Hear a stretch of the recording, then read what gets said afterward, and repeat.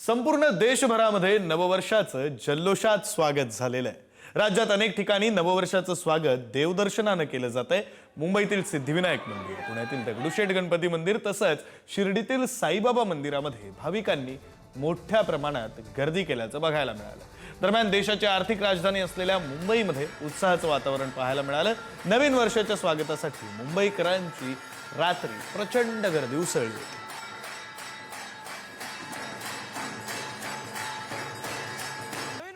सुरुवात देवदर्शनाने करण्याची परंपरा आहे आणि आज 1 जानेवारी 2026 नवीन वर्षाला सुरुवात झालेली आहे आणि याच दिवशी मुंबईसह अनेक जे काही प्रसिद्ध मंदिरं आहेत त्या ठिकाणी भाविकांची मांदियाळी आपल्याला पाहायला मिळते। मी सध्या मुंबईच्या असलेल्या प्रसिद्ध सिद्धिविनायक मंदिरात आहे आणि सकाळपासूनच पहाटेपासूनच खरं तर या मंदिरात भाविकांची दर्शनासाठी मोठी गर्दी आपल्याला पाहायला मिळते। दरवर्षी लाखोंच्या संख्येने भाविक जे आहेत ते देशाच्या कानाकोपऱ्यातून सिद्धिविनायक मंदिरात येतात, दर्शनासाठी येत असतात।